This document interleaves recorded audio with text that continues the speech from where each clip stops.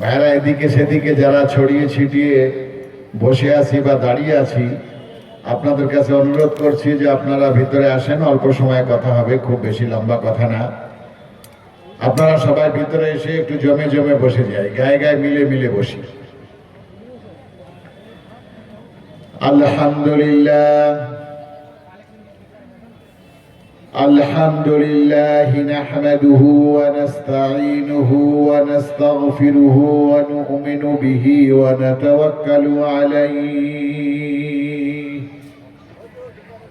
ওয়া নাউযু বিল্লাহি মিন শুরুরি আনফুসিনা ওয়া মিন সাইয়্যাতি আ'মালিনা। من يهده الله فلا مضل له ومن يضلله فلا هادي له ونشهد أن لا إله إلا الله وحده لا شريك له ونشهد أن سيدنا ومولانا محمدا عبده ورسوله أرسله الله إلى كافة الناس بشيرا ونذيرا وداعيا إلى الله بإذنه وسراجا منيرا. وصلى الله تعالى على خير خلقه محمد وعلى آله وصحبه وبارك وسلم كما تحب وترضى عدد ما تحب وترضى. أما بعد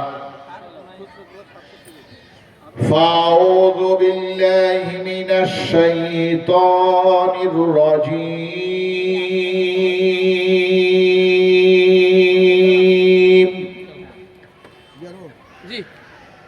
بسم الله الرحمن الرحيم. هو الذي أرسل رسوله بالهدى ودين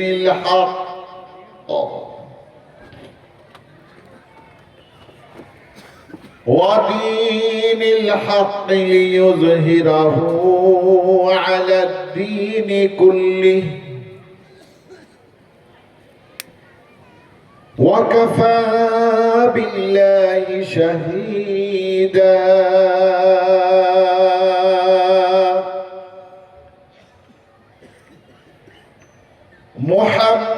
محمد رسول الله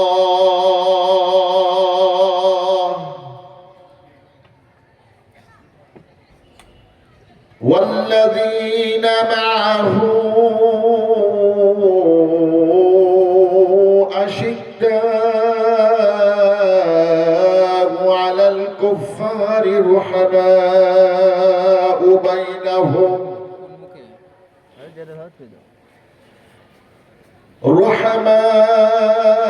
رحماء بينهم تراهم ركعا سجدا يبتغون فضلا من الله ورضوانا.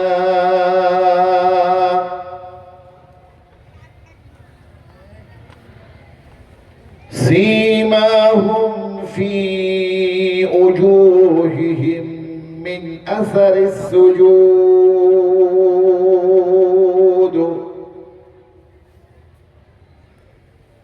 ذلك مثلهم في التوراة ومثلهم في الإنجيل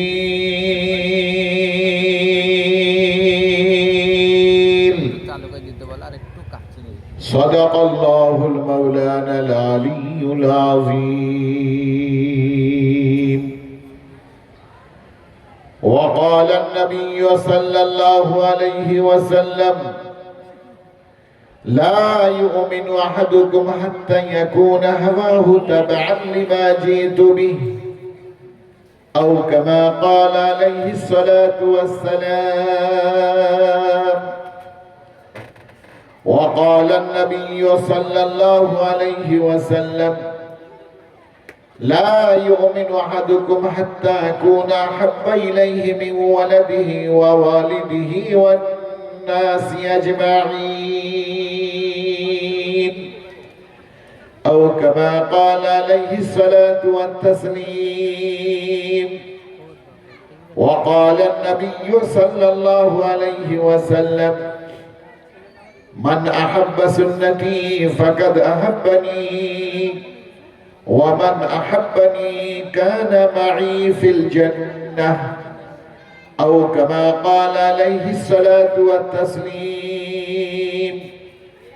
وقال الله تبارك وتعالى في كلامه المجيد والفرقان الحميد في شان حبيبه مخبرا وآمرا: إن الله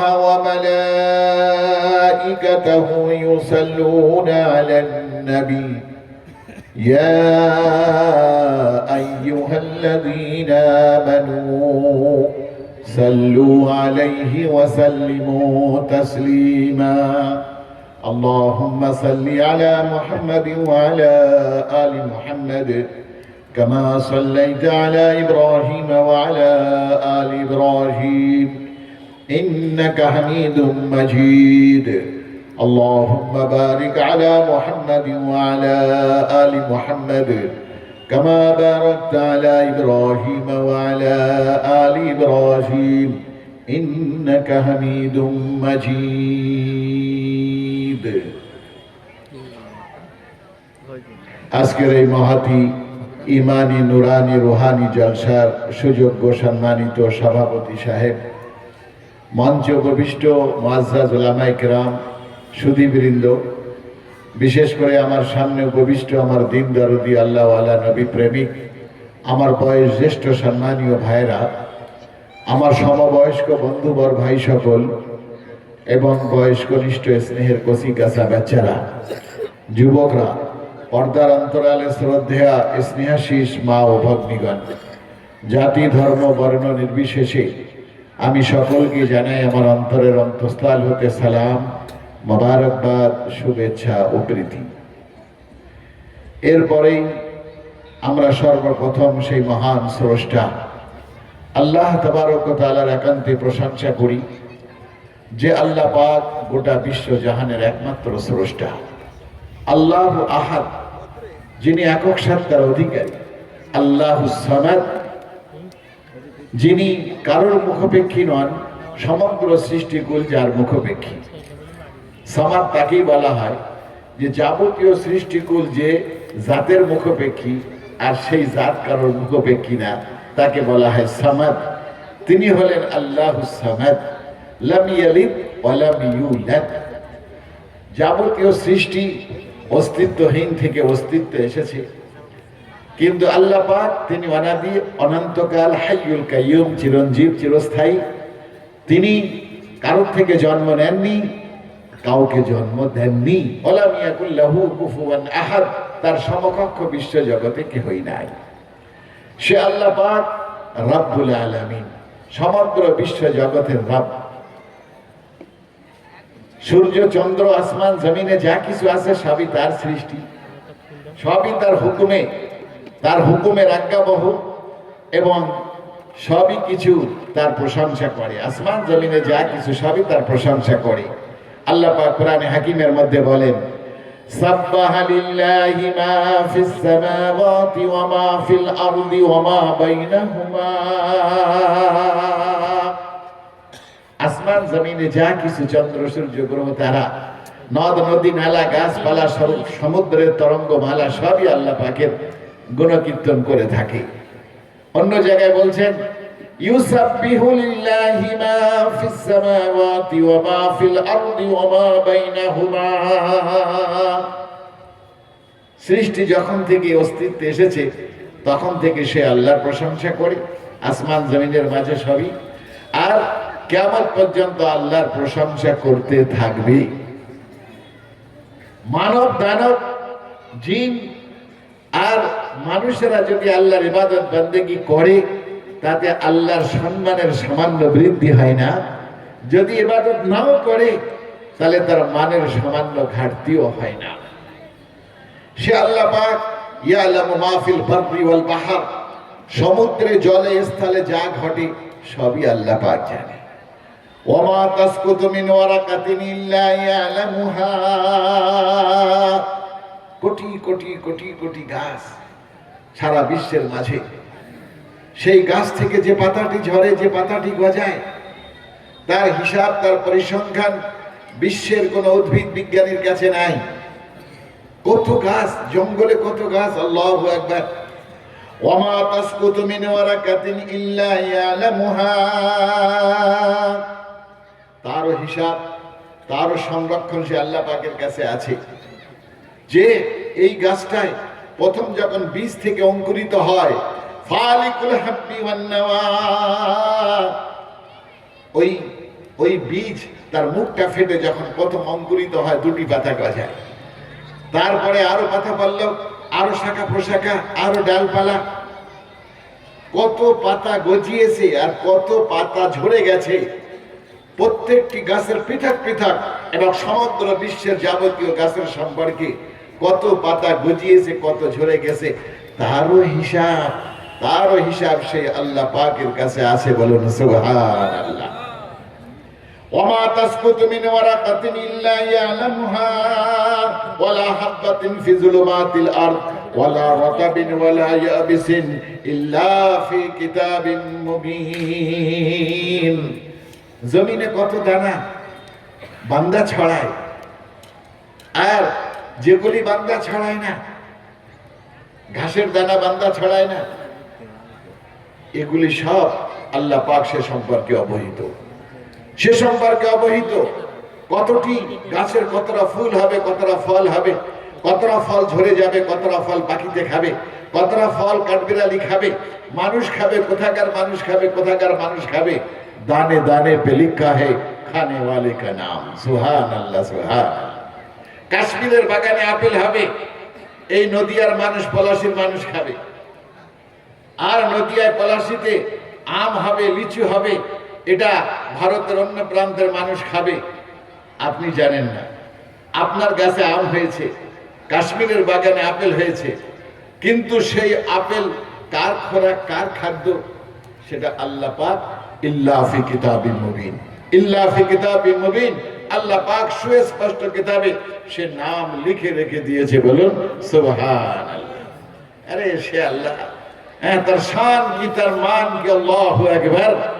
ওই কাশ্মীরের বাগানে আপেল, যে আপেল এই দেখা যাচ্ছে যে পলাশীর বাজারে আসবে, আর পলাশীর বাজার থেকে এই গ্রামের কি বড় নলদা তো এটা নাকি, বড় নলদার গ্রামের আব্দুর রহিম ভাই তার ফ্যামিলির লোক খাবে, ওই আপেলটা খাবে।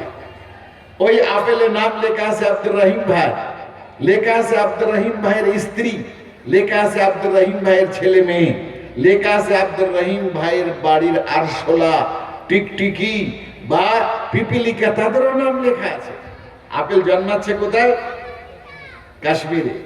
আর খাবে বড় নলদার আব্দুর রহিম ভাইয়ের বাড়ির ফ্যামিলি। শুধু ফ্যামিলি না, বরং টিকটিকি, আরশোলা, পিপিলিকা এগুলোও খাবে, তাদেরও নাম লেখা আছে, তাদেরও নাম লেখা আছে। ওই যে আপেলটার নাম লেখা আছে, যে ফলের দোকানে ওই আপেলটা সকাল থেকে বিক্রি করার জন্য ঝুড়িতে সাজিয়ে রেখেছে, কিন্তু আব্দুর রহিম ভাই যাবে 10টার সময়, রাত 10টায়, রাত 10টা পর্যন্ত ওই ফলটা দাঁড়িপাল্লায় ওঠে, হয় বেশি হয়, নয় কম হয়, ওটা চেঞ্জ হয়।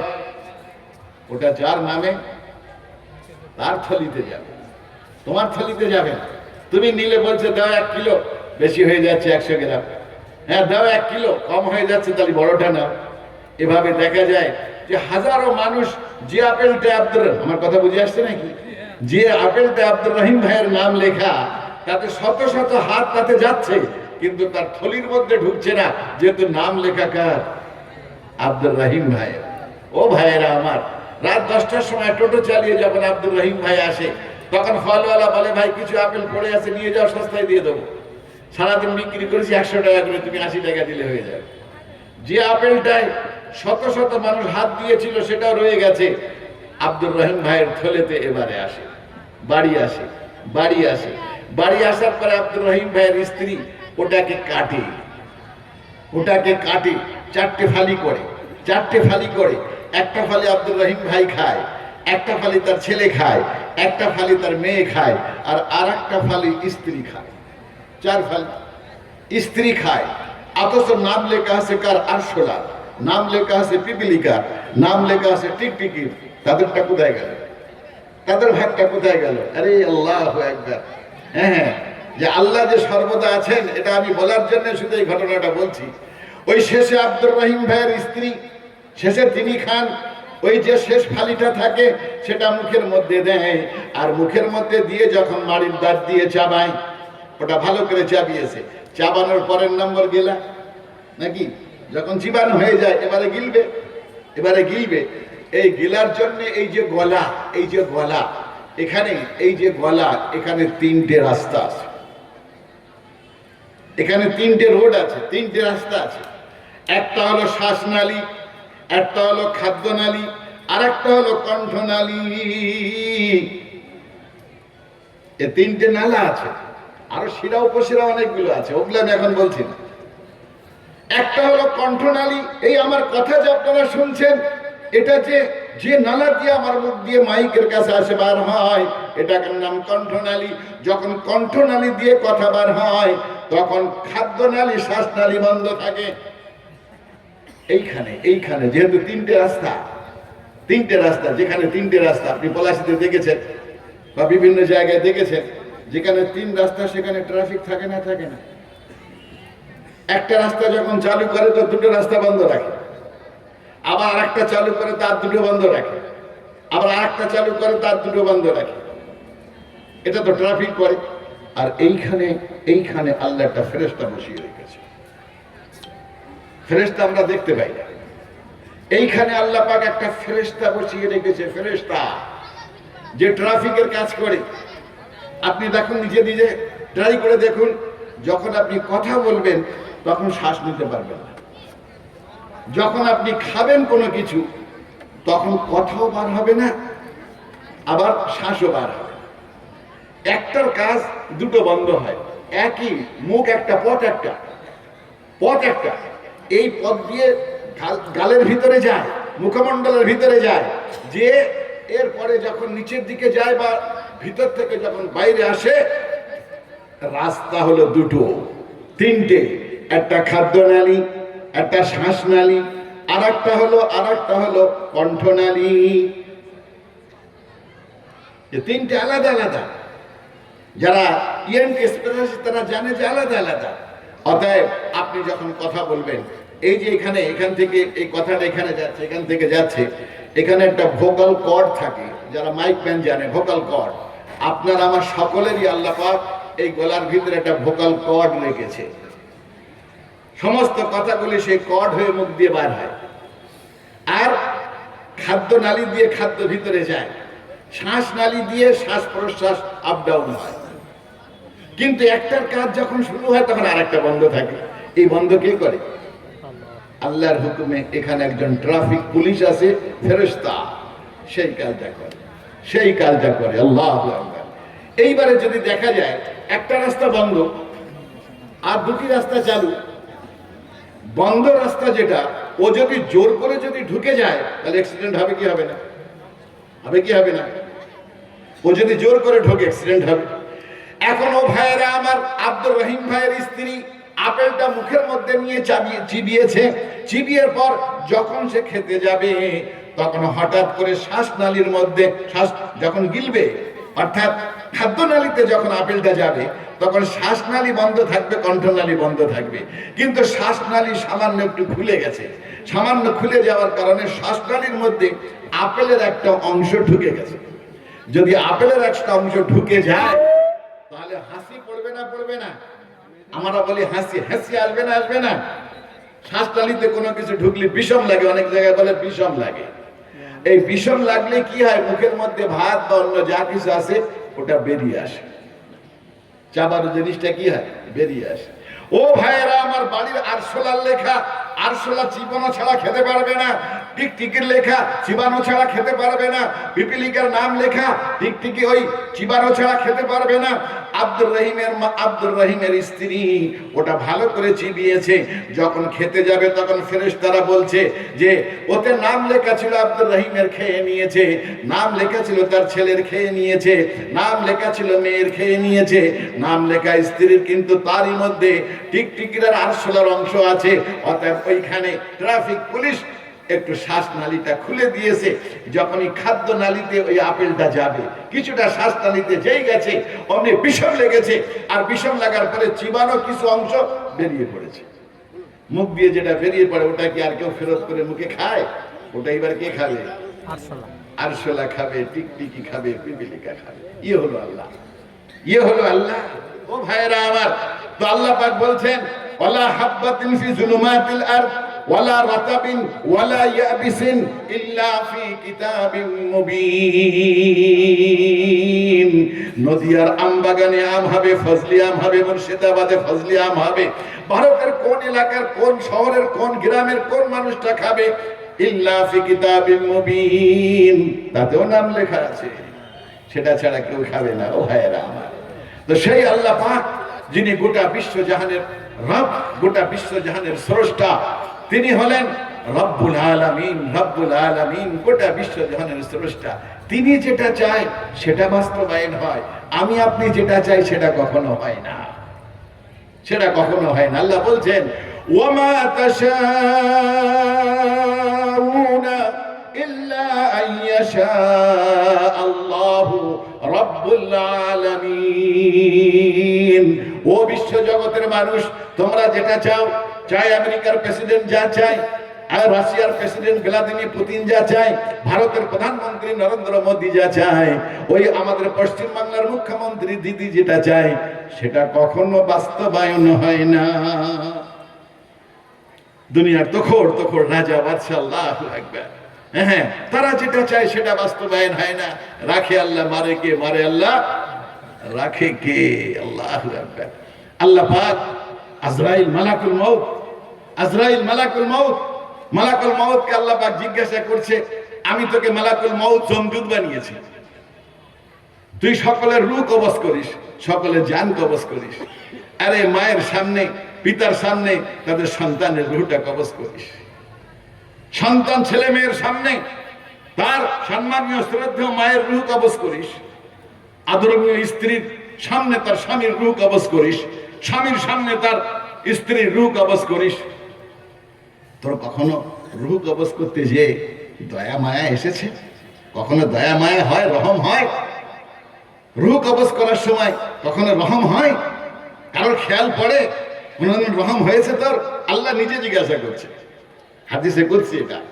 ও ভাইয়েরা আমার, আজরাইল জমদূত মালাকুল মউত বলছে, ওহে মাওলা, যখন থেকে পৃথিবী সৃষ্টি করেছো আজ পর্যন্ত কোটি কোটি কোটি কোটি মানুষের রূহ আমি কবজ করেছি। আমার অন্তরে কখনো কোনো মায়া দয়া, কোনো মমতা স্নেহ, কখনো কোনো রহম আমার অন্তরে আসে না। আমার অন্তরে কোনো রহম আসে না। আমি যদি আমেরিকার প্রেসিডেন্টের রূহ কবজ করি তাও আমার অন্তরে রহম আসে না। আমি ফিরাউনের রূহ কবজ করেছি, আমি সাদ্দাদের রূহ কবজ করেছি, আমি নমরুদের রূহ কবজ করেছি, আবু জেহেলেরও করেছি, আমি পৃথিবীর জালিমদেরও করেছি, অহংকারীদেরও করেছি, হালাকুকা চেঙ্গিস খা যারা কোটি কোটি মানুষকে হত্যা করেছে তাদের রূহকে কবজ করেছি। আমি লেনিন কালমার্স যারা লক্ষ লক্ষ মানুষকে হত্যা করেছে, আমি হিটলার যে 70 লক্ষ ইহুদি হত্যা করেছে, আমি তাকেও, আমি মাও সেতুং তাকেও, পৃথ্বীরাজ তাকেও, অশোকা তাকেও, যারা পৃথিবীতে কোটি কোটি মানুষ হত্যা করেছে তাদের রূহ কবজ করার সময় আমার কোনো রহম আসেনি, আসেনি। তবে হ্যাঁ, 2 বার রহম এসেছে, 2 বার। 2টি জান, 2টি রূহ কবজ করার সময় আমার অন্তরের মধ্যে একটু রহম এসেছিল। আল্লাহ পাক তো সবই জানে, আমাদের জানানোর জন্য জিজ্ঞাসা করছে দুইবার তোর অন্তরে রহম এসেছে কখন, কোন সময়? তো আজরাইল মালাকুল মউত বলছে, আল্লাহ, গভীর সমুদ্রে একটা জাহাজ বিধ্বংস হয়, একটা জাহাজের অ্যাক্সিডেন্ট হয়, জাহাজ ডুবে যায়, যত যাত্রী সব মারা যায়, সকলের রূহ আমি কবজ করি। ওই জাহাজে যত যাত্রী ছিল হাজার হাজার, তাদের সকলের রূহটা আমি কবজ করি, সকলের রূহ, আমার কোনো দয়া মায়া আসে না। একটা গর্ভবতী মহিলা সে ওই জাহাজের একটা কাঠ ধরে তার উপরে আঁকড়ে ধরে, কাঠের উপরে আঁকড়ে ধরে ওই সমুদ্রে ভাসতে থাকে, সমুদ্রের তরঙ্গমালায় ভাসতে ভাসতে ভাসতে ভাসতে যখন প্রায় সমুদ্রের কিনারা এসেছে, তখন ওই গর্ভবতী মহিলাটা তার পেটের বাচ্চা প্রসব করে ফেলেছে। তখনও কিনারায় আসে, ওই তক্তার উপরে আঁকড়ে ধরে ভাসতে ভাসতে যখন সে কিনারায় এসেছে, কিনারায় আসবে আর কিছু কয়েকটা মুহূর্ত পর, তখনই ওই তক্তার উপরে তার বাচ্চা প্রসব হয়ে গেছে। যখনই ওই গর্ভবতী মায়ের বাচ্চাটা প্রসব হয়েছে, কয়েকদিন সমুদ্রের তরঙ্গে, ওই সমুদ্রের ঢেউয়ে তক্তার উপরে আঁকড়ে ধরে কোন প্রকারে সে তীরে এসেছে, আর সেই সময় তার বাচ্চা প্রসব হয়ে গেছে। ওহে মাওলা, তুমি আমাকে হুকুম দিলে, মাওলা তুমি আমাকে হুকুম দিলে ওই মায়ের জানটা কবজ কর। আরে যে মা সকলেই জাহাজে মারা গেছে, তাদের সঙ্গে মারা গেলেও কোনো অসুবিধা ছিল না, কিন্তু আল্লাহ পাক তুমি তাকে বাঁচালে। কিভাবে বাঁচালে? একটা তক্তা সমুদ্রের তরঙ্গের মধ্যে, সেই তক্তাকে আঁকড়ে ধরে রয়েছে, সে ডুবলো না। যখন কিনারার কাছে এসেছে, তখনই তার বাচ্চা প্রসব হয়ে গেছে। বাচ্চা প্রসব, এই বাচ্চার এখনই দুধ দরকার, খাদ্য দরকার। ওই তক্তার উপরে বাচ্চাটা প্রসব করার পরে আল্লাহ যখনই বলেছে ওই মায়ের রূহটা কবজ করো, তখন ওই রূহটা কবজ করার সময় আমার অন্তরে একটু রহম এসেছিল, কিন্তু তোমার হুকুম আমি রূহটা কবজ করি। ওই মায়ের রূহটা কবজ করার সময় যখন বাচ্চার উপায় কি হবে, বাচ্চাটার উপায় কি হবে, তখন একটু রহম এসেছিল। মহান আল্লাহ পাক বলেন, আর কখন তোর অন্তরে রহম এসেছিল?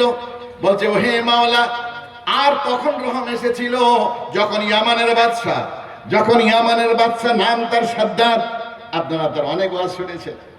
সেই ইয়ামানের বাদশা সাদ্দাত, আল্লাহ পাক তাকে প্রাচুর্য দিয়েছিল, সোনা হিরে জহরাত দান করেছিল। আল্লাহ পাক স্বর্ণের পাহাড় দিয়েছিলেন, হিরে জহরাত মানি মুক্তার খাজানা দিয়েছিলেন। সে সেই সম্পদের অহংকারে, বাদশাহীর অহংকারে সে আল্লাহকে ভুলে যে বলল যে মানুষ বেহেশত পাওয়ার আশায় সবকিছু করে, আমি দুনিয়াতে বেহেশত বানাবো, আল্লাহর বেহেশত দরকার নাই, দুনিয়ায় সে বেহেশত বানাবে। স্বর্ণের পাহাড়ের ইট থেকে, পাহাড় কেটে ইট বানিয়ে তা থেকে প্রাসাদ বানানোর, সোনা জবরদস্তের প্লাস্টার দিয়ে সেই স্বর্ণের প্রাসাদকে সে রংচং করলো। দুনিয়ার যত হিরে জহরাত, আসবাবপত্র, সুমিষ্ট পানি, ঝর্ণা, সব তার মধ্যে ব্যবস্থা হলো। তার মধ্যে যত রকমের শরাব, মদ, সব ব্যবস্থা হলো। যত মসিকি গান, সব কিছু তার মধ্যে গায়িকা নিয়ে ব্যবস্থা করা হলো। যত সুন্দরী মহিলা, যুবতী মহিলা, তাদেরকে সেখানে রাখা হলো। সব কিছু ব্যবস্থাপনা, কোন রকম কোনো কিছু ত্রুটি নাই। যা কিছু বেহেশতের মধ্যে থাকা দরকার, সব কিছু দিয়ে যখন বেহেশতকে সাজানো হলো, পরিপূর্ণ হলো, তখন বেহেশতে যে সাজিয়েছিল ওই সাদ্দাদের যে ইঞ্জিনিয়ার, সে তখন এসে বলছে যে বাদশা জাহাপানা, আপনার জান্নাত, আপনার বেহেশতে প্রস্তুত হয়ে গেছে, আপনি এসে আপনার বেহেশতকে একবার দেখুন কোনো কিছু ত্রুটি আছে কিনা। তো সাদ্দাত ঘোড়ায় চড়ে বেহেশতের গেটে এলো। বেহেশতের গেট থেকে, ঘোড়ার থেকে একটা পা নামিয়েছে, ঘোড়ার পিঠের থেকে একটা পা নামিয়েছে সিঁড়িতে, আর একটা পা এখনো ঘোড়ার জিনের মধ্যে ফেসে রয়েছে। আর মাথাটা কেবলমাত্র একটু ঝুঁকালেই বেহেশত দেখতে পায়, একটু ঝুঁকালেই বেহেশতের ভিতরে দেখতে পায়। আল্লাহ তুমি সেই সময় আমাকে বললে ওই অহংকারী সাদ্দাদের রূহটা কবজ কর, ওই অহংকারী সাদ্দাদের রূহটা কবজ কর। ওহে মাওলা, যে সাদ্দাত আল্লাহ তুমি তাকে এত প্রাচুর্য দিলে, এত ধন সম্পদ দিলে, আর কোন বাদশাদেরকে এত ধন সম্পদ দাও নাই যে যে স্বর্ণের ইটের যে প্রাসাদ বানালো, জান্নাত বানালো, তার মধ্যে যে হিরে জহরাত মানি মুক্তা ঝর্ণা আর সমস্ত গায়িকা বা সমস্ত নাচনেওয়ালি যত বিনোদনের যা কিছু পৃথিবীর বুকে আছে সব কিছু সব ব্যবস্থা করে আলাদা আলাদা হল সাজালো এবং সেখানে সুন্দরী মেয়েদের নিয়ে হুর হিসাবে তাদেরকে সেখানে রাখা হলো। সেই জান্নাতটা কিভাবে তৈরি করলো? তার গোটা ধন সম্পদ যা আল্লাহ তুমি দিয়েছো সব কিছু দিয়ে যে বেহেশত বানালো, একটু মাথাটা ঝুঁকিয়ে তাকে দেখারও অবকাশ দিলে না, মাথাটা ঝুঁকিয়ে দেখার অবকাশ দিলেন। আর আমাকে বললে যে ওর রূহ কবজ কর, তো মনে হলো যে একটু জান্নাত দেখেই তো নিত, তারপরে না রূহ কবজ করার হুকুম হতো, কিন্তু জান্নাতটা দেখে নেওয়ার তার কি দেওয়া হলো না, হ্যাঁ সুযোগ দেওয়া হলো না। আপনার হুকুম মনে করে আমি রূহটা কবজ করলাম, তখন আমার অন্তরে রহম এসেছে। মহান আল্লাহ পাক বলেন, ও মালাকুল মাউত, ও আজরাইল, তুমি কি জানো, তুমি কি জানো ওই ছেলেটা, যে ছেলেটার মা প্রসব করেছিল তক্তার উপরে একটা ফোঁটা দুধ পান করাতে পারে নাই, সেই ছেলেটার অবস্থা কি হয়েছিল তুমি জানো? আর এই যে সাদ্দাত, যার রূহটা কবজ করার সময় তোমার অন্তরে রহম এলো, এ কার সন্তান তুমি জানো? এই সাদ্দাত হলো ওই সন্তান যে মা তক্তার উপরে প্রসব করার সাথে সাথে মারা গিয়েছিল। এ সেই সন্তান যে পরবর্তীতে ইয়ামানের বাদশা হয়ে বেহেশত বানিয়েছিল। কথা আমার বুঝে আসছে? রাখে আল্লাহ, মারে কে? মারে আল্লাহ, রাখে কে? আল্লাহু আকবার। আল্লাহ যা চায় সেটা হয়, আমি আপনি যা চাই তা হয় না। ওয়ামা তাশাউনা ইল্লা আন ইয়াশা আল্লাহু রাব্বুল আলামিন। হে বিশ্ব জগতের মানুষ, তোমরা যেটা চাও সেটা কখনোই বাস্তবায়ন হয় না। সেই মহান আল্লাহ পাক, যিনি গোটা বিশ্ব জগতের রব, তিনি যেটা চান সেটাই বাস্তবায়ন হয়, সেটাই বাস্তবায়ন হয়। সে আল্লাহর সমীপে আমরা সকলেই একবার হামদ জ্ঞাপন করে বলি আলহামদুলিল্লাহ। শত কোটি দরুদ ও সালাম সেই আকায়ে মাদানী তাজদারে মদিনা আহমদ মুস্তাফা মুহাম্মদ মুজতবা সাল্লাল্লাহু আলাইহি ওয়াসাল্লামের প্রতি, যিনি হলেন রাহমাতুল লিল আলামিন। আল্লাহ পাক রব্বুল আলামিন, আমার নবী হলেন রাহমাতুল লিল আলামিন। কি সুন্দর সেটিং দেখেন। আল্লাহ পাক রব্বুল আলামিন সমগ্র বিশ্ব জগতের রব, আর আমার নবী হলেন রাহমাতুল লিল আলামিন, সমগ্র বিশ্ব জগতের করুণার আধার। আল্লাহু আকবার। কোন নবী সারা বিশ্বের নবী না, আমার নবী গোটা বিশ্বের নবী। কোন নবী যে যুগে এসেছে সেই যুগের সকল মানুষের নবী না, একটা জাতির নবী, একটা সম্প্রদায়ের নবী, একটা কওমের নবী, একটা এলাকার নবী। সে নবী দুনিয়া থেকে চলে গেছে, তার নবুয়ত শেষ হয়ে গেছে। কিন্তু আমরা যে নবীর উম্মত, সে নবী একটা এলাকার নবী না। জন্ম মক্কার আরব দেশের পাহাড়ের পাদদেশে, কিন্তু আরবের নবী না। তিনি আরবের নবী, আজমের নবী, তিনি এশিয়ার নবী, ইউরোপের নবী, তিনি আমেরিকার নবী, আফ্রিকার নবী, তিনি বিশ্বের 200-র অধিক দেশ, সমস্ত সকল দেশের নবী। তিনি চলে গেছেন দুনিয়া থেকে, তার নবুয়ত শেষ হয়নি, তার নবুয়ত কিয়ামত পর্যন্ত। তিনি কেবলমাত্র মানব জাতির নবী না, এমনকি তিনি নবীদের নবী। বলুন সুবহানাল্লাহ, সুবহানাল্লাহ। সে নবী নিজেই বলেন, আনা নবিয়ুল আম্বিয়া, আমি তো সকল নবীদের নবী। বলুন সুবহানাল্লাহ। পৃথিবীর কোন নবী আর এক নবীর নবী না। একই সময় 2-3 নবী ছিলেন, 2 ভাই নবী ছিলেন, বাপ বেটা নবী ছিলেন, কিন্তু বাপ বেটা নবী হলো একজন আরেকজনের নবী না। হযরত ইব্রাহিম আলাইহিস সালাম বাপ, বেটা হলো ইসমাইল আলাইহিস সালাম। বাপ বেটা 2 জন নবী, কিন্তু ইব্রাহিম হযরত ইসমাইলের নবী না। হযরত ইব্রাহিম ফিলিস্তিনের নবী, আর হযরত ইসমাইল হলো মক্কার নবী। হযরত ইসহাক হযরত ইব্রাহিমের বেটা, হযরত ইসহাক আলাইহিস সালামের নবী, কিন্তু হযরত ইসহাক হলো তিনি বাপের নবী না, বাপ ইসহাক আলাইহিস সালামের নবী না। হযরত মূসা, হযরত শুআয়ব আলাইহিস সালাম জামাই আর শ্বশুর, কিন্তু হযরত শুআয়ব শ্বশুর, জামাই মুসার নবী না, মুসা জামাই হযরত শুআয়বের নবী না। দুই ভাই হযরত হারুন, হযরত মুসা, একজন ভাই আরেকজনের ভাইয়ের নবী না। একজন ভাই আরেকজন, কোন নবী আরেক নবী নবী না, কিন্তু আমার নবী তিনি নিজেই বলেন আনা নবিউল আম্বিয়া, আমি তো সকল নবীদের নবী। বলুন সুবহানাল্লাহ। ফেরেশতার নবী, আসমানের নবী, জমিনের নবী, গাছ গাছালির নবী, পাহাড় পর্বতের নবী। আরে গাছ গাছালিও তার শানে কলমা পড়েছে, গাছ গাছালিও কলমা পড়েছে, হ্যাঁ, বনের প্রাণীরাও কলমা পড়েছে। আল্লাহু আকবার।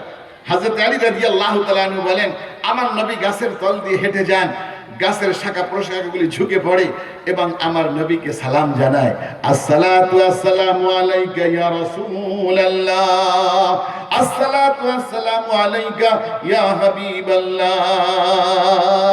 গাছ গাছালি সালাম দেয়। আল্লাহু আকবার। হযরতে আব্দুল্লাহ ইবনে মাসউদ রাদিয়াল্লাহু তাআলা বর্ণনা করেন, আমার নবী পাহাড়ের পাদদেশে তিনি ওই নিম্ন অঞ্চলে পেশাব পায়খানা করার জন্য দূরে চলে যান।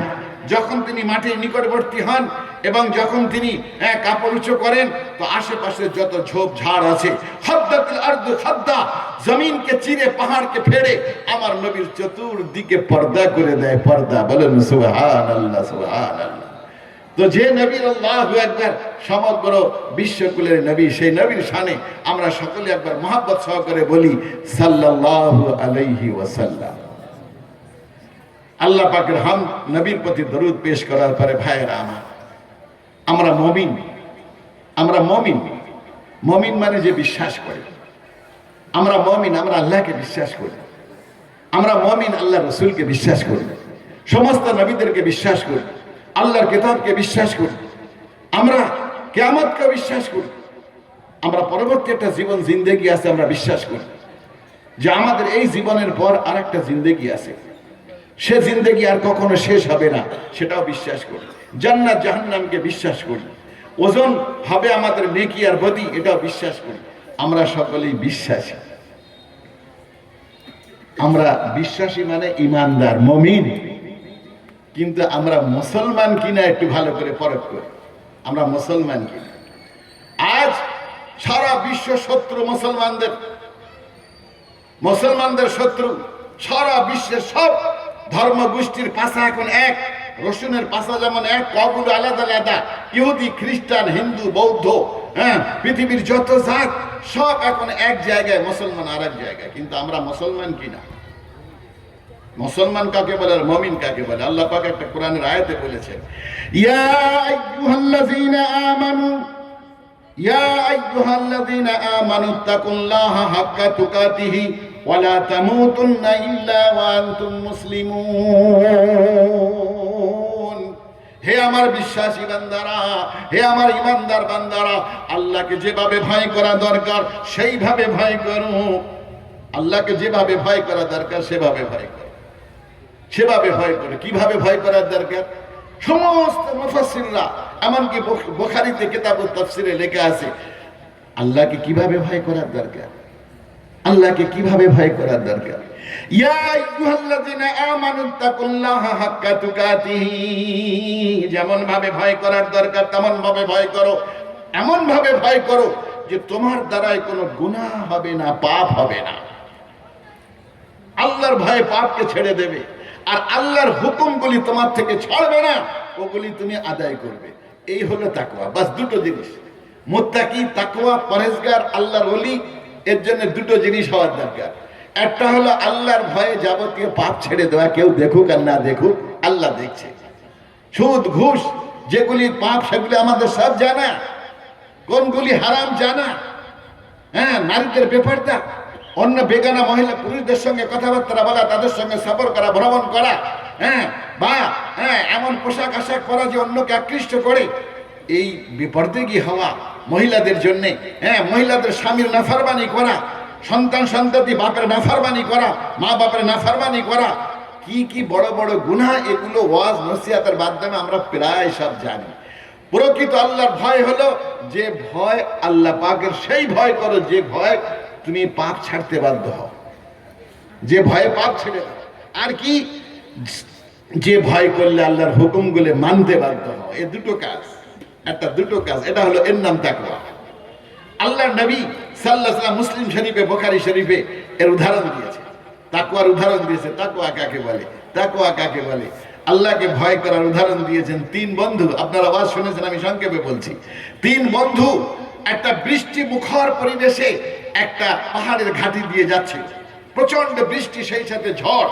তো তিন বন্ধু মিলে তখন ওই পাহাড়ের একটা গর্তে, গুহার মধ্যে তখন তার আশ্রয় নিল। যখন পাহাড়ের গর্তের মধ্যে আশ্রয় নিল, তো উপর থেকে একটা বিশাল বড় পাথর, চটান, সে গড়িয়ে গড়িয়ে এসে ওই যে পাহাড়ের গর্তে আশ্রয় নিয়েছিল তার মুখটা বন্ধ করে দিল। মুখটা বন্ধ হয়ে গেল। তিনজন মিলে হাজারো চেষ্টা করেও পাথরটা সরাতে পারছেন। তখন দেখলো যে আশেপাশে কোনো লোকজন নেই, কে আমাদের আওয়াজ শুনবে, এখান থেকে আমাদের উদ্ধার হওয়ার আর কোনো উপায় নেই। হ্যাঁ, এই পাথর আমরা তিনজন কেন 30 জনও সরানো যাবে না। তাহলে এখন উপায় কি?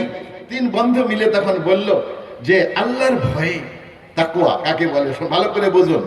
আল্লাহর ভয়ে, হ্যাঁ, আল্লাহর সন্তুষ্টির উদ্দেশ্যে যদি আমরা জিন্দগিতে কোনো নেক আমল করে থাকি, তাহলে সেই নেক আমলের ওসিলা যদি আল্লাহর কাছে দেই, তাহলে হয়তো আমরা এই বিপদ থেকে মুক্তি পেতে পারি। তাছাড়া এই বিপদ থেকে মুক্তি পাওয়ার আর কোনো উপায় নাই।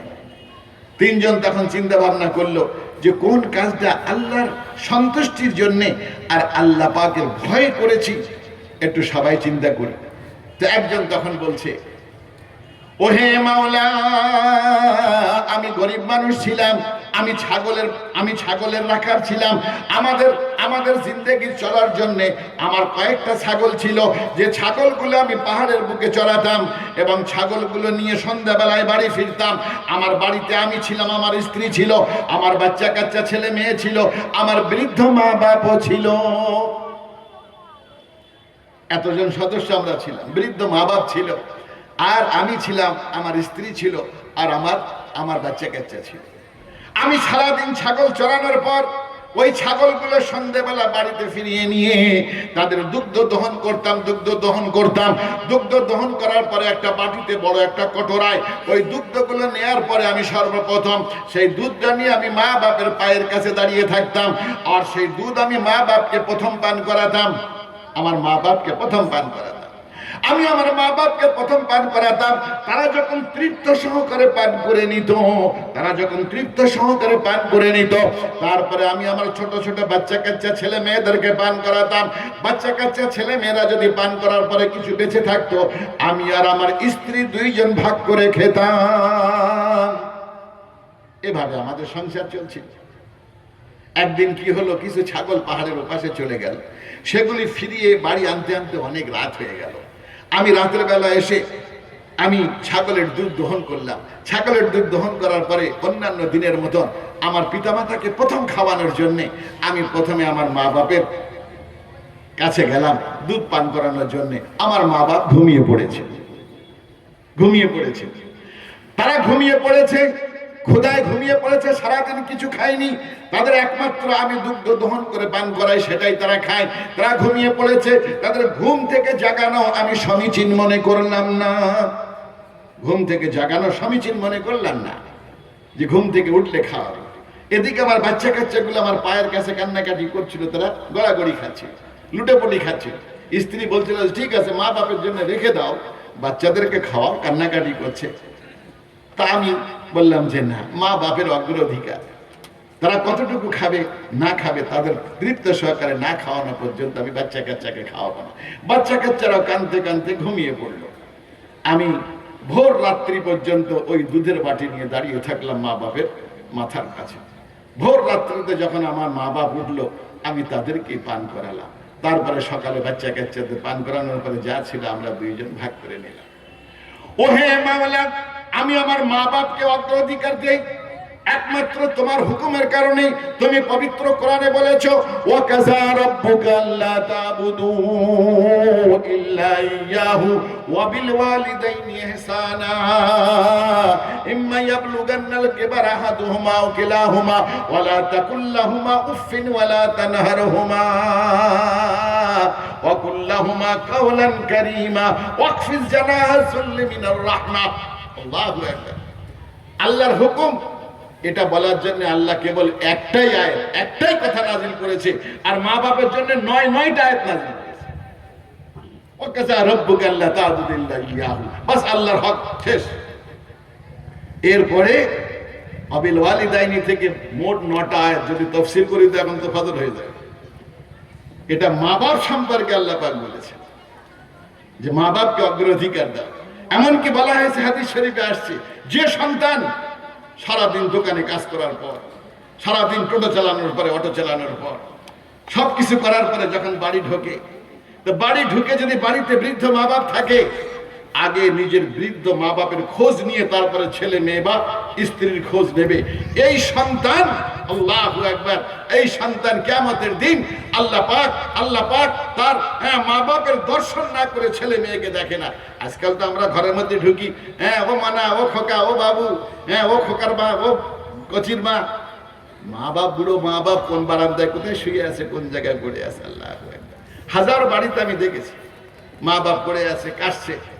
ছেলে সারাদিন পর কাছ থেকে বাড়ি এসছে, আরে আগে মা বাপের চেহারা দর্শন করে তারপরে স্ত্রী দর্শন কর। তার কখনো বেবরকতি হবে না, বেরহম হবে না। তার মানে বেবরকতি মানে রুজির অভাব হবে না। আর কখনো কি হবে না, বেবরকতি হবে না, রুজির অভাব হবে না, রোগ শোকে মরবে না, সুস্থ থাকবে। এই প্রেসক্রিপশনটা মেনে দেখো না, এই প্রেসক্রিপশনটা মেনে দেখো যে ঘরে যখন ঢুকবো আগে মা বাপকে দর্শন করে ছেলে মেয়ের খোঁজ নেব, স্ত্রীর খোঁজ নেব, স্ত্রীর খোঁজ নেব। ও ভাইয়েরা আমার, কেউ আজকাল মা বাপের খোঁজ নেয় না। খাওয়া পরানো দূরের কথা, আগে মা বাপ যে আছে সেটাকে একটু দেখা করে আসে। ওই রাখাল সে বলছে, ও হে মাওলা, এটা তোমার সন্তুষ্টির জন্য যদি আমি করে থাকি, আমার মা বাপের প্রতি যদি তোমার হুকুম মনে করে থাকি, আজ আমরা মহাবিপদে এই আমলের ওসিলায় আল্লাহ পাক আমাদেরকে তুমি এই পাথরটা আমাদের মধ্যে থেকে সরিয়ে দাও, যাতে আমরা সূর্যের আলো দেখতে পারি, বেরিয়ে আসতে পারি। যখন এই আমলের ওসিলা দিলেন, একটা আওয়াজ হলো, পাহাড়টা একটু পাথরটা সরে গেল, কিছুটা সূর্যের আলো দেখা যায়, কিন্তু বার হওয়ার মতন পাথরটা সরল না, কিছুটা সরে গেল। দ্বিতীয় ব্যক্তি বলছে, তোমার কোনো নেক আমল থাকে কিনা বল। তখন দ্বিতীয় ব্যক্তি বলছে যে, হ্যাঁ, ওহে মাওলা, আমার কাছে প্রচুর ছাগল ছিল, প্রচুর গরু ছিল, অনেক কিছু আমার কাছে জমি জায়গা ছিল, আমি সেগুলি চাষ, আবার ছাগল বকরিগুলো চড়ানোর জন্য আমার অনেক মজদুর ছিল, অনেক মজদুর নিয়ে আমি সেগুলি কাম করতাম। আমি প্রতি মাসে পেমেন্ট দিয়ে দিতাম, ওই মজদুররা পেমেন্ট নিয়ে নিত। এক মাসে আমি যখন মজদুরদের পেমেন্ট দিতে গেলাম, একটা মজদুর অনুপস্থিত দেখলাম, একটা মজদুর অনুপস্থিত, সে উপস্থিত নাই। আমি তার খোঁজ খবর নিয়ে তাকে পেলাম না। এখন তার সে মজদুরির যে জিনিসটা, যে গল্লাটা, সেটা কি করা যাবে? তার যে গমটা, জবটা কি করা যাবে? কোন হাদিসে জবের কথা এসছে, কোন হাদিসে গমের কথা এসছে। তো বলছে যে এটা তো নষ্ট হয়ে যাবে, এই জন্য ছোট্ট একটা ক্ষেতে আমি সেটা বপন করলাম। বপন করার পরে তার থেকে যে ফসল হলো, সেই ফসল দিয়ে আমি গরু কিনলাম, আমি অন্যান্য প্রাণী কিনলাম, সেগুলোর দেখাশোনা করার জন্য আবার মজদুর লাগলো। আমি তারই উৎপাদন থেকে আমি মজদুরদের মজদুরি দিয়ে দিতাম। এইভাবে এক যুগ কেটে গেল। আর তার গরুর একটা চারণ ক্ষেত্র ভরে গেল, ছাগল ভেড়ার চারণ ক্ষেত্র ভরে গেল, বড় বড় ক্ষেত ফসলে ভরে উঠলো। এক যুগ পরে সেই মজদুর তখন বুড়ো হয়ে গেছে, আমার কাছে এসে বলছে, মালিক, আমি আপনার কাছে 1 মাসের স্যালারি পাই। আমার মা অসুস্থ ছিল, এজন্য আমি শোনা মাত্র আপনার কাছ থেকে স্যালারি না নিয়ে আমি মায়ের কাছে চলে যাই। দীর্ঘ 1 যুগ আমার মা অসুস্থ থাকায় আমি আর আপনার কাছে আসতে পারিনি, তার খেদমত করতে থাকি। আমার মা এখন মারা গেছে, আমি সেই 1 মাসের যে স্যালারি, যে মজদুরি, 1 সা বা 1.5 সা যে গল্লা জব, আমি এখন সেটা আপনার কাছে পাই, আমি নিতে এসেছি। এই আল্লাহু আকবার। তখন ওই মালিক বলছে, আমি তখন বললাম, তোমার সেই 1 সা বা 1 মুদ যে তোমার জব বা তোমার গম ছিল, সেটা আমি বপন করি মাটিতে, এবং তার থেকে যে ফসল উৎপাদন হয়, তা থেকে আমি গরু ছাগল ক্রয় করি, জমি ক্রয় করি, তার মজদুর রাখি, তোমার উৎপাদন থেকে তার মজদুরিও মিটিয়ে দেই। আজ এক যুগ পরে এসেছো, মায়ের খেদমত করে মায়ের দোয়া এসেছো। ওই ওই অমুক চারণ ক্ষেত্রে যত হাজার হাজার ছাগল দেখা যায়, যত ভেড়া দেখা যায়, যত মেষ পালক দেখা যায়, সবই তোমার, তুমি নিয়ে যাও, সবই তোমার, তুমি নিয়ে যাও। ক্ষেতের ফসল সবই তোমার, তুমি নিয়ে যাও। তখন আমি তখন সে আমার মজদুর আমাকে বলল, মনিব আপনি আমার সঙ্গে ঠাট্টা করবেন না, আমি তো আপনার কাছে এক মুদ্রা এক সা কেবলমাত্র জব পাই, আপনি আমার সঙ্গে বিদ্রুপ করবেন না, ঠাট্টা করবেন না, আমার সেই মজদুরিটা দিলেই হয়ে যায়। আমি তখন বললাম, তোর ওই আমানতকে খেয়ানত না করে আমি সেই আমানতকে সুরক্ষা দিয়ে আমি এত দূর বৃদ্ধি করেছি, এ সবই তোর, তুই নিয়ে যা। আল্লাহ আকবার। আজ আমাদের কাছে আমানতের কত খেয়ানত, আমরা আমানতের খেয়ানত করতে সামান্য দ্বিধাবোধ করি না। আমার নবী বলেন আমার উম্মত সব ধরনের গুনাহ করতে পারে, আমার উম্মত সব ধরনের গুনাহ করতে পারে, কিন্তু দুইটি গুনাহ কখনো আমার উম্মত করতে পারে না। দুটি গুনাহ করতে পারে না, একটা মিথ্যা কথা বলতে পারে না, আর একটা আমানতের খেয়ানত করতে পারে না। লা ঈমান লিমান লা আমানাত লা, যে আমানতের খেয়ানত করবে সে ঈমানদারই না, সে আমার উম্মতই না। যে মিথ্যা কথা বলবে সে আমার উম্মত না। ভালো করে শুনুন, কিয়ামতের দিন আমার নবী ছাড়া কেউ সুপারিশ করতে পারবে না, কোন নবীও সুপারিশ করতে পারবে না। কিন্তু সুপারিশ কাদের জন্য করবে? কাদের জন্য? না, ভালো করে শুনুন, আল্লাহ নবী সুপারিশ করবে কি কাদের জন্য? উম্মতের জন্য, উম্মতের জন্য। সব নবীরা বলবেন নফসি নফসি নফসি নফসি নফসি নফসি, আমার কি হবে, আমার কি হবে, আমার কি হবে। আর আমার নবী বলবেন ইয়া রাব্বি সাল্লিম উম্মতি, ইয়া রাব্বি সাল্লিম উম্মতি, আমার উম্মতকে পার করো, আমার উম্মতকে পার করো, উম্মতকে পার করো। এইজন্য ও নদিয়াবাসীরা, ও পলাশীবাসীরা, ও ভারতবাসীরা, তোমরা নবীর উম্মত হও, দল হয়েও না, জামাত হয়েও না। আল্লাহ নবী কোন দলের জন্য সুপারিশ করবে না, কোন দলের জন্য না। ও দেওবন্দিরা তোমরা তাদেরকে রক্ষা করো, ও তবলিগওয়ালাদেরকে রক্ষা করো, ও জামাত ইসলাম আহলে হাদিস তোমরা তাদেরকে রক্ষা করো, ও সালাফি ও সুন্নি তাদেরকে রক্ষা করো। এ কথা আল্লাহ নবী বলবেন না। আল্লাহ নবী বলবেন রব্বি সাল্লিম উম্মতি উম্মতি উম্মতি। আল্লাহর সেই নবী বলেছেন যে সন্ত্রাসবাদ, যে জঙ্গিবাদ, যে মানুষকে ভীতি আর ভয়ের মধ্যে রাখে, লাইসা উম্মতি, আমার উম্মত না, উম্মত না। যে আমানতের খেয়ানত করে, লাইসা উম্মতি, আমার উম্মত না, উম্মত না। যে মিথ্যা কথা বলে, লাইসা উম্মতি, আমার উম্মত না, উম্মত না। উম্মত হয়ে কবরে যাও, দল দল না, উম্মত উম্মত। উম্মত হতে গেলে দেখতে হবে রাসূলের আদর্শ কি, রাসূলের জীবনী কি, রাসূলের আদর্শ কি, জীবনী কি। এই জন্য এই ব্যক্তি বলছে যে আমি ওই ব্যক্তির আমানতকে সুরক্ষা দিয়ে আমি সেটাকে বৃদ্ধি করেছি, নষ্ট হতে দেইনি। আজ তার চারণ ক্ষেত্রে ভরে গেছে ছাগলে ভেড়ায়, ক্ষেত ফসলে ভরে গেছে। আমি তাকে যখন বললাম নিয়ে যাও, সে প্রথমে বলল ঠাট্টা বিদ্রুপ করবেন না, আমি আপনার কাছে এক মুদ বা এক সা কেবলমাত্র জব পাই, আপনি এত কিছু দেখাচ্ছেন কেন, কেন ঠাট্টা করছেন, আপনি আমাকে দিয়ে দেন। আমি তখন তাকে যখন সবকিছু ভেঙে বললাম যে তোমার আমানতকে সুরক্ষা দিয়ে আজ এতটাই বৃদ্ধি আল্লাহ করেছে, সবই তোমার, নিয়ে যাও। ওহে মাওলা, সবই সে নিয়ে গেল, কিছুই আমার জন্য রেখে গেল না, কিছুই ছেড়ে গেল না, সবই নিয়ে গেল। আল্লাহ পাক তোমার আমানত, তোমার বান্দার আমানতকে যদি আমি সুরক্ষা দেই, আজ আমরা বড় বিপদে, আজ বড় বিপদে, পাথরের চাপা পড়ে আছি। আল্লাহ আমাদের পাথরটাকে সরিয়ে দিয়ে একটু সূর্যের মুখ দেখিয়ে দাও। একটা বিকট আওয়াজ হলো, পাথরটা একটু সরে গেল, কিন্তু বের হওয়ার মতন এতটা সরল না, কিছুটা সরল, কিছুটা সরল। আল্লাহু আকবার। এই দুটো নেক কাজ, একটা মা বাপের খেদমত, আল্লাহু আকবার, মা বাপের খেদমত, সেটাকে অগ্রাধিকার দেওয়া। 2 নম্বর হলো আমানতের আল্লাহু আকবার সুরক্ষা দেওয়া। এইবার তৃতীয় আর একজন, সে যুবক, সে বলছে তোর কোন নেক আমল থাকলি বল, আমাদের দুইজনের নেক আমলের ওসিলায় তো পাথরটা সরে গেছে কিছুটা, এবার তোর কোন নেক আমল থাকলে বল। সে অনেক সময় চিন্তা ভাবনা করে বলছে আমার জিন্দগিতে কোনো নেক আমল নাই, তোমরা যে আমল বলেছো সে আমল আমার জিন্দগিতে নাই। বলে আরে দেখ না আছে কিনা, বলে না না। তাহলে কখনো আল্লাহর আযাবের ভয়, নেক আমল তো নেই কিন্তু আল্লাহর আযাবের ভয়ে গুনাহ ছেড়েছিস, পাপ ছেড়েছিস, গুনাহ ছেড়েছিস, পাপ ছেড়েছিস, গুনাহ বর্জন করেছিস, আল্লাহর আযাবের ভয়, এরকম কোনো কিছু কখনো আছে কিনা দেখ। বলে হ্যাঁ, আল্লাহর আযাবের ভয়ে গুনাহ ছাড়ার একটা ঘটনা আমার আছে। আমি ছিলাম যুবক, আমি আমার বাড়ির পাশে আমার এক চাচাতো বোন সম্পর্কে অপরূপ সুন্দরী, আমি তাকে মহব্বত করতাম, আমি তাকে ভালোবাসতাম। একজন পুরুষ একজন নারীকে যৌবন বয়সে একজন যুবতী মেয়েকে যেভাবে ভালোবাসে, আমি সেই রকম তাকে মহব্বত করতাম, ভালোবাসতাম, তাকে নিজের কাছে পেতে চাইতাম, নিজের কাছে পেতে চাইতাম। বহুবার ইশারা ইঙ্গিত করেছি, কিন্তু কখনো সে আমার নিকটবর্তী হয়নি, আমার নিকটে আসে নাই। নিজেকে সে পুঁতে পবিত্র করে বাঁচিয়ে রেখেছে, আমার নিকটে আসে নাই। হঠাৎ করে আমাদের এলাকায়, আমাদের দেশে দুর্ভিক্ষ এলো। দুর্ভিক্ষের জাতাকলে সবাই নিষ্পেষিত হলো, আমার চাচাতো বোন সেও নিষ্পেষিত হলো। কিন্তু আমার অবস্থা ভালো ছিল, আমার অবস্থা ভালো ছিল।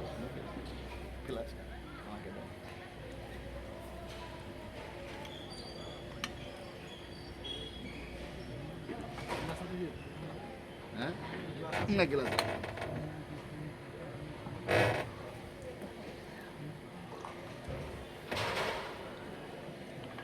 ওই যুবক বলছে আমার অবস্থা ভালো ছিল। তখন ওই যুবতী মেয়ে যাকে আমি অত্যাধিক মহব্বত করতাম, ভালোবাসতাম, সে আমার কাছে এলো, এসে বলল, ভাইজান দুর্ভিক্ষের জাতাকলে নিষ্পেষিত হয়ে গেছি, কয়েকদিন খাওয়া দাওয়া হয়নি, কিছু সাহায্য করুন, কিছু সাহায্য করুন। আমি তখন সেই সুযোগ পেয়ে প্রস্তাব দিলাম, তুমি আমার নিকটে এসো, তুমি আমার যদি মনোরঞ্জন করো তাহলে আমি তোমাকে সাহায্য করব, সাহায্য করব। সে বলল কি সাহায্য করবে? সে আমার কাছে 100 দিনার বা 120 দিনার, দুই রকম হাদিসে আছে, আমার কাছে চাইলো। আমি জোগাড় করলাম 100 দিনার, জোগাড় করে আমি তাকে ডাকলাম। এমন সময় যখন বাড়িতে কেউ ছিল না, মা বাপ কেউ ছিল না, কোন রকম কোনো প্রতিবন্ধকতা ছিল না, আমি দীর্ঘদিন ধরে যাকে পাবো বলে লালন বাসন করে এসেছি, লালনা বাসনা করে এসেছি, আমি তাকে ডাকলাম, সে আমার কাছে এলো এবং সে আমাকে সঁপে দিল, সম্পূর্ণ রূপে আমাকে সঁপে দিল। যখন সে আমাকে সঁপে দিল এবং আমি তার 2 হাঁটুর মাঝখানে যখন বসলাম, তার সঙ্গে জিনায় ব্যভিচারে লিপ্ত হওয়ার জন্য যখন পরিপূর্ণ প্রস্তুত, কোনো প্রতিবন্ধকতা নাই, কোনো রকম কোনো প্রতিবন্ধকতা নাই, সেই সময় ওই মেয়েটি তখন আমাকে বলে উঠল, ইয়া আখি ইত্তাকিল্লাহ, ইয়া আখি ইত্তাকিল্লাহ, ভাই আল্লাহকে ভয় করো, আল্লাহকে ভয় করো, আমার সতীত্বকে নষ্ট করো না। আল্লাহ তোমার এই নামটা শোনার সাথে সাথে যখন মেয়েটির মুখতে বার হলো ইত্তাকিল্লাহ, আল্লাহকে ভয় করো, আল্লাহ তোমার নাম আমার শোনা মাত্রই দেহের মধ্যে এমন কম্পন এলো, এমন কম্পন এলো, আমি তাকে অত্যন্ত মান সম্মান ইজ্জতের সঙ্গে আমি তাকে ছেড়ে দিলাম, তাকে 100 দিনারও দিয়ে দিলাম, তাকে ছেড়ে দিলাম। ওহে মাওলা, একমাত্র তোমার আযাবের ভয়, যে গুনাহ করার সুযোগ আমার কাছে ছিল, কোনো প্রতিবন্ধকতা ছিল না, আমি সেটা পরিত্যাগ করেছিলাম তোমার আযাবের ভয়ে, তোমার আযাবের ভয়ে। আজ আমরা বড় বিপদে, আল্লাহ তুমি আমাদেরকে এই পাথরটা সরিয়ে দাও, যাতে আমরা বের হতে পারি, আকাশের মুখ দেখতে পারি। বিকট শব্দ হলো, পাথরটা সরে গেল, 3 বন্ধু বেরিয়ে এলো। আমার নবী 3 বন্ধুর এই ঘটনা তাকওয়ার উদাহরণ দেওয়ার জন্য মুসলিম শরীফ বা বুখারী শরীফে বুঝিয়েছেন। তাকওয়া কাকে বলে? আরে মাথায় পাগড়ি, লম্বা দাড়ি, লম্বা জামা, এটা তাকওয়ার আলামত না। তাকওয়া হলো গুনাহ ছাড়া, পাপ ছাড়া, আর আল্লাহর হুকুমকে মানা। আল্লাহর হুকুম নামাজ, যখনই মসজিদের মিনার থেকে আওয়াজ আসে, হাইয়া আলাস সালাহ, হাইয়া আলাল ফালাহ, এসো নামাজ, এটাই কামিয়াবি। যে দোকানের মধ্যে আছো, যে অটো টোটো চালানোর মধ্যে আছো, যে ব্যবসা বাণিজ্যের মধ্যে আছো, ওটার মধ্যে কামিয়াবি না, স্থায়ী কামিয়াবি এই আল্লাহর হুকুমের দিকে এসো। আতুজ যাকাত, যদি সম্পদ হয় যাকাত দাও। হজ ফরজ হলে হজ করো। আজকাল তো আমরা করছে সব, হজ আর কেউ করে না। আপনাদের এলাকায় চালু হয়েছে কি জানি না, কিন্তু আমাদের উত্তর 24 পরগনায় হয়। আমি একদম শপথ করে বলতে পারি হজ ফরজ, হজ ফরজ। ব্যাঙ্গালোর যাচ্ছে, ওই আপনার কি বলে এতে যাচ্ছে, মাদ্রাজ চেন্নাই যাচ্ছে, লাখ লাখ টাকা ওষুধের পিছনে খরচ করছে, হজ করছে না, হজ করছে না। আল্লাহু আকবার, একটা ইনজেকশন 80-82 হাজার টাকা খরচ করছে, হজ করছে না, বলছে ওমরা করে এসছে। আবার যারা ওমরা করে এসছে ওদের আবার এখন হাজি বলতে হচ্ছে, ওরাও নাকি আবার হাজি। আল্লাহু আকবার, আল্লাহ সব ফাঁকিবাজি বোঝে। ওমরা ফরজ না, ফরজ হলো হজ। অতএব যাকাত যাদের ফরজ, হজ যাদের ফরজ, তারা হজ করুন। হ্যাঁ, উমরা পরে যদি পারেন তা করবেন, আল্লাহু আকবার। হ্যাঁ, আল্লাহর হুকুম মানুন। হ্যাঁ, যেটা হারাম বর্জন করুন, যেটা পাপ বর্জন করুন। দুটো আল্লাহর ওলি হওয়ার জন্য দুটো জিনিস, একটা হলো আল্লাহর ভয়ে গুনাহ ছাড়া, আর আল্লাহর মহাব্বতে তার হুকুম মানা। যে মানবে সে আল্লাহর ওলি। আর যারা আল্লাহর ওলি, ইন্না আউলিয়া আল্লাহি লা খাউফুন আলাইহিম ওয়া লা হুম ইয়াহজানুন। প্রত্যেকের বিবেক তার বিচারক, প্রত্যেকের বিবেক তার বিচারক। আল্লাহর ভয়ে পাপ ছাড়ো কিনা, হুজুরদের ভয় না, গ্রামের লোকের লাজ লজ্জার ভয় না, পাড়া প্রতিবেশী লাজ লজ্জার ভয় না। তোমার বিবেক থেকে তুমি দেখো। হ্যাঁ, তুমি সুদের কারবারের মধ্যে আছো, তুমি মাল মিলাওয়াটের মধ্যে আছো, মিথ্যা কথার মধ্যে আছো। এই জন্য ও ভাইয়েরা আমার, আল্লাহর ভয়ে পাপ ছাড়া, আযাবের ভয়ে পাপ ছাড়া, আর আল্লাহর মহাব্বতে কি করা, নেক কাজ করা, সে ব্যক্তি আল্লাহর ওলি। এই জন্য আমি বলছিলাম ভাইয়েরা আমার, ইয়া আইয়ুহাল্লাযীনা আমানু আমানুত্তাকুল্লাহ, আল্লাহকে ভয় করো যেভাবে ভয় করার দরকার। ব্যাখ্যা বুঝেছেন? আল্লাহর আযাবের ভয়ে গুনাহ ছাড়া, আল্লাহর সন্তুষ্টিতে নেক কাজ করা, এটা হলো তাকওয়া। আর কি, ওয়ালা তামুতুন্না ইল্লা ওয়া আনতুম মুসলিমুন, মুসলমান না হয়ে মরো না। কাকে বলছে আল্লাহ পাক? হে ঈমানদাররা। তাই বলছি, আল্লাহর প্রতি বিশ্বাস, কিয়ামতের প্রতি বিশ্বাস, সব জিনিসের প্রতি আমাদের বিশ্বাস, কিন্তু আমরা মুসলমান হইনি। মুসলমান কাকে বলে? মুসলমান ফার্সি শব্দ, মুসলিমুন আরবি শব্দ।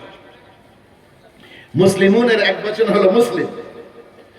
মুসলিম ইসলাম শব্দ থেকে, ইসলাম শব্দের অর্থ হলো বাংলায়, সোজা বাংলায় হলো মানা। ইসলাম আত্মসমর্পণ করা, আনুগত্য করা, মানা। আমরা জানি, আমরা চিনি, আমরা মানি না। এজন্য আল্লাহ পাক বলছে তোমরা জানো, তোমরা চেনো, তোমরা ঈমানদার, কিন্তু মুসলমান না হয়ে মরো না। কাকে বলে মুসলমান? আল্লাহ পাক সে দৃষ্টান্ত কোরআনে দিয়েছেন, কোরআনে দিয়েছেন।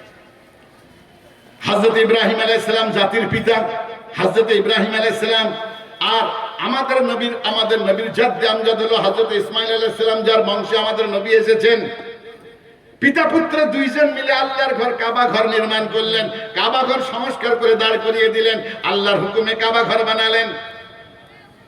কাবা ঘর বানানোর পরে হযরত ইব্রাহিম আলাইহিস সালাম নবী, হযরত ইসমাঈল আলাইহিস সালাম নবী, বাপ নবী, বেটাও নবী। দুই বাপ বেটা মিলে আল্লাহ পাকের কাছে দোয়া করছেন। যখন কাবা শরীফ নির্মাণ হয়ে গেল, দুই বাপ বেটা মিলে আল্লাহ পাকের কাছে দোয়া করছেন, রব্বানা তাকাব্বাল মিন্না ইন্নাকা আনতাস সামিউল আলিম। এই দোয়া করলেন, আল্লাহ কবুল করে নেন। হ্যাঁ, তুমি সর্বশ্রোতা, সর্বদ্রষ্টা, সবই জানো, আমাদের দুই বাপ বেটার পক্ষ থেকে কবুল করে নাও। তারপরে কি বললেন? তারপরে যেটা বললেন সেটা